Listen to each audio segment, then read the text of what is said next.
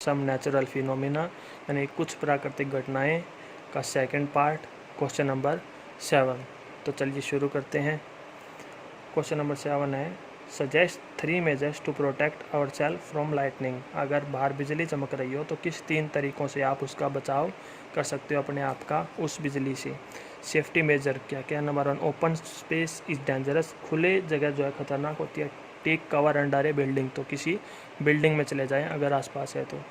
Thunder storm is an indication to rush for safer place, यानी अगर बहुत ज़्यादा तूफ़ान आया हुआ है तो वो भी आपको ये सूचित करता है, एक सूचना दे रहा है कि आप कहाँ चले जाएं। आप चले जाएं एक सेफ़, एक सुरक्षित जगह पर चले जाएं।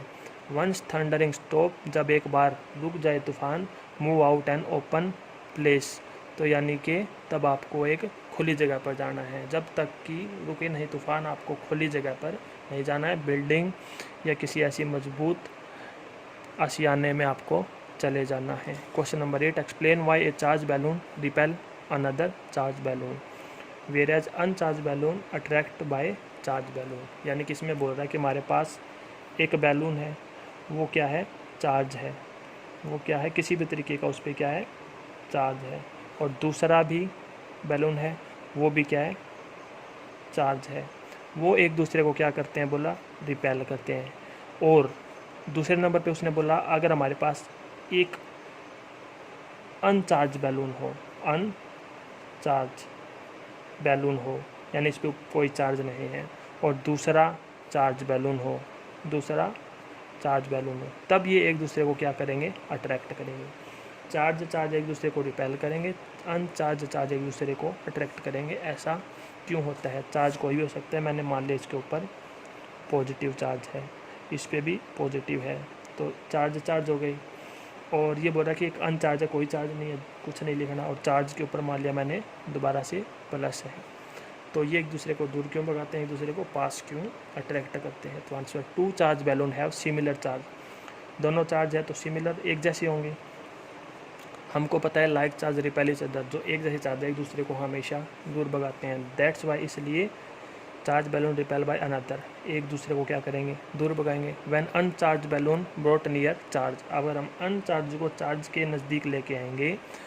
अनचार्ज balloon acquired some opposite charge, जब ये इसके पास आएगा तो इसके ऊपर भी इसका कोई उल्टा, प्लस का उल्टा क्या होता है, नेगेटिव, पॉजिटिव का उल्टा नेगेटिव चार्ज अपने आप इसके अंदर आ जाएगा जब इसको हम इसके नज़दीक लेके आएंगे। Since unlike charge attract each other, क्योंकि अनलाइक जो अपोजिट चार्ज है एक दूसरे को क्या करेंगे, अट्रैक्ट करेंगे।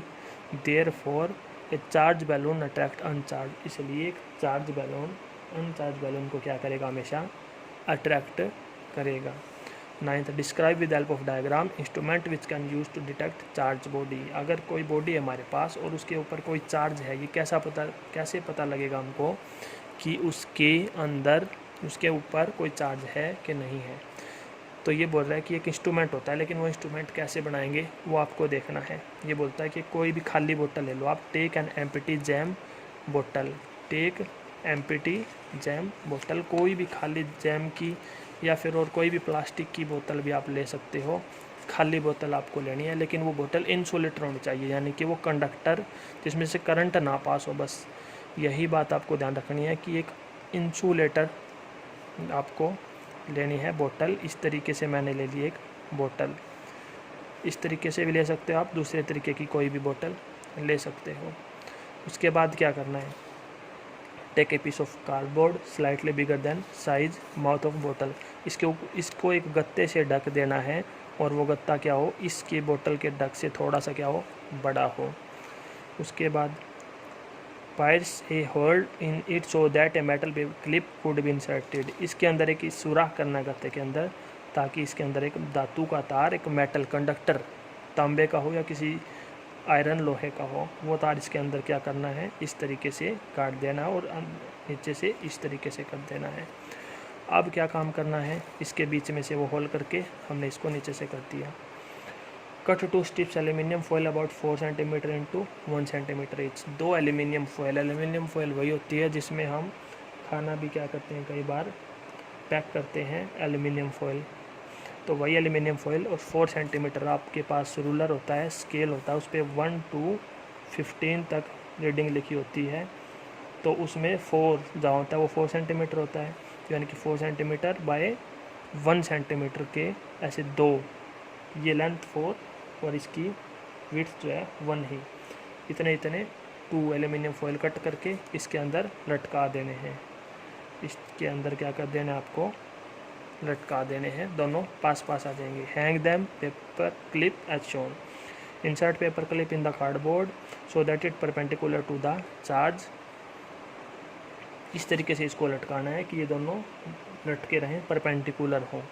उसके बाद में क्या करना आपको, charge A refill and touch it with the end of paper clip, यानी कि अब की बार आपको एक रिफ़िल लेनी है, कोई यानी कि पेन की रिफ़िल हो या फिर किसी की भी ग्लास रोड हो या कोई भी इस तरीके के इंसुलेटर लेना है और उसको किसी भी दूसरी इंसुलेटर से रगड़ करके उसके ऊपर चार्ज ले आना है। यानी कि इस कोई भी रिफ़िल लेनी है पेन की या फिर कोई और ग्लास की रोड जिसके ऊपर आपको चार्ज लेना, वो कैसे आता है, किसी भी दूसरी इंसुलेटर से रगड़ने पर अपने आप आ जाएगा। ठीक है, ये ले लिया। इसके बाद आपको क्या करना है, touch it with the end of paper clip. अब आपको इस क्लिप के पास में इसको ले जा करके टच करना है, तो यानी कि ये सारा का सारा चार्ज इसके पास आ जाएगा। और ये कंडक्टर है तो ये अपने पास नहीं रख सकता, ये आगे ट्रांसफ़र कर देगा इस चार्ज को।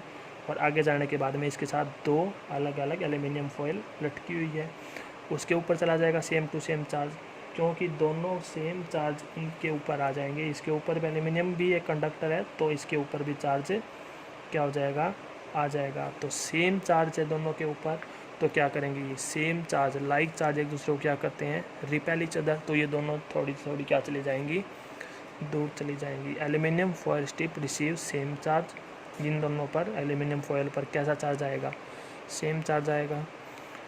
Refill through the paper clip, किससे आया ये, पेपर क्लिप से आया है। ठीक है, the strip carrying similar charge repel each other, क्योंकि इन दोनों के ऊपर सेम चार्ज इसलिए एक दूसरे को क्या करेंगी, ये दूर भगाएंगी, रिपेल करेंगी। दे बिकम वाइड ओपन, और वो आपस में उनमें गैप आ जाएगा, चौड़ी हो जाएंगे। सच ए डिवाइस, इस पूरे डिवाइस का नाम use to detect whether object is carrying charge और नॉट, कि पता लगाने के लिए कि कोई ऑब्जेक्ट के अंदर चार्ज है या नहीं है, ये पता लगाने के लिए जो डिवाइस है, इस डिवाइस को हम क्या बोलते हैं, नोन एज इलेक्ट्रोस्कोप। उसका नाम है इलेक्ट्रोस्कोप। इलेक्ट्रोस्कोप ऐसी डिवाइस है जिससे पता लगाते हैं कि कोई डिवाइस चार्ज है या नहीं। अब ये चार्ज थी तो दोनों दूर दूर चली गई क्योंकि चार्ज आ गया। अब चार्ज नहीं होती तो इसके अंदर आगे चार्ज नहीं जाता, तो ये दोनों इसी जगह पर रहती, एक दूसरे से रिपेल नहीं होती। इससे हम पता लगाते हैं कि कोई बॉडी चार्ज है या नहीं। 10वां, list 3 state in which where earthquake more likely to strike. 3 ऐसे राज्य बताने हैं जहाँ पर भूकंप ज़्यादातर आते रहते हैं। तो 3 स्टेट है। गुजरात, आपको पता होगा इंडिया का जो मैप होता है इस तरीके से,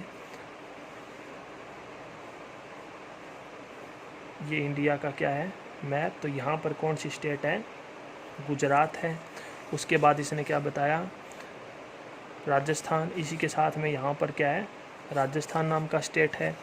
उसके बाद में इसने क्या बताया है, इसके बाद में हिमाचल प्रदेश। हिमाचल प्रदेश तो जो है वो यहाँ पर है, हिमाचल प्रदेश। और ये आपको पता ही है यहाँ पर तो पहाड़ी पहाड़ है, हिमालय पूरा पर्वत है, पूरा पहाड़ हिमालयन पर्वत श्रृंखला यहाँ पर है, Himachal Pradesh.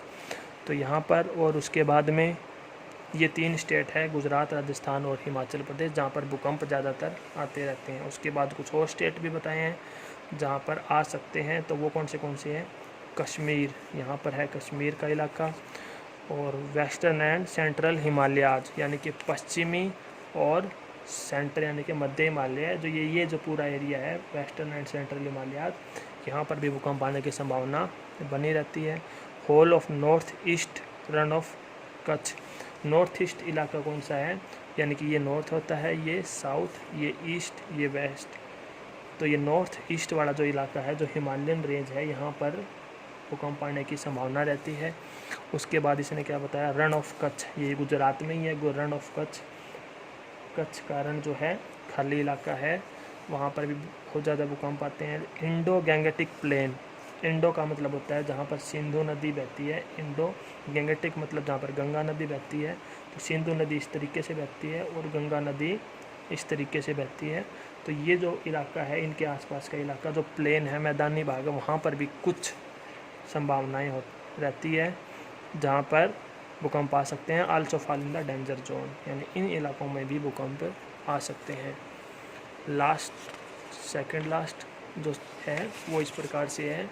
Suppose you are outside home, आप घर के बाहर हो और भूकंप आ गया तो क्या क्या सावधानी बरतेंगे। पहला, try to find clear spot, एक सुरक्षित जगह ढूंढने की कोशिश करेंगे। साफ बिल्डिंग से दूर हो जो जहाँ पर पेड़ पौधे ना हो और कोई पावर लाइन, कोई भी हमारे जो बिजली की तार वहाँ पर ना हो, तो वहाँ पर क्या करेंगे, ड्रॉप टू द ग्राउंड, और ग्राउंड पर बैठ जाएंगे। If I am in car, अगर मैं कार या बस में हूँ तो मैं बाहर नहीं आऊँगा, ड्राइवर को बोलूँगा कि धीरे चले और एक अच्छी सुरक्षित जगह ढूंढ ले। I will not come out the tremors stop, जब तक वो रुक नहीं जाता तब तक मैं बाहर नहीं आऊँगा। Last, weather department has predicted the thunderstorm likely to occur certain day, किसी दिन एक पूर्वानुमान लगाया गया विभाग की मौसम विभाग की तरफ से कि एक तूफ़ान आ सकता है। Suppose you have to go out on that day, और मान लो आपको बाहर जाना है। Would you carry an umbrella, तो क्या आप छाता लेकर जाओगे, एक्सप्लेन करना है। तो बोला कि carrying umbrella is a not good idea, अगर तूफ़ान आने वाला है तो छाता लेकर जाना एक अच्छी बात नहीं है, एक अच्छा सुझाव नहीं है। एज ड्यूरिंग द थंडरस्टॉर्म, क्योंकि उस समय तूफ़ान के समय speed of wind will blow away the umbrella, आपके छाते को उड़ा ले जाएगी बारिश, और तूफ़ान की जो हवा की जो स्पीड है उससे आपका छाता क्या हो जाएगा, उड़ जाएगा। ये था lesson number 15 some natural phenomena की क्वेश्चन आंसर एनसीईआरटी का। अभी हम करेंगे क्लास 8 चैप्टर नंबर 15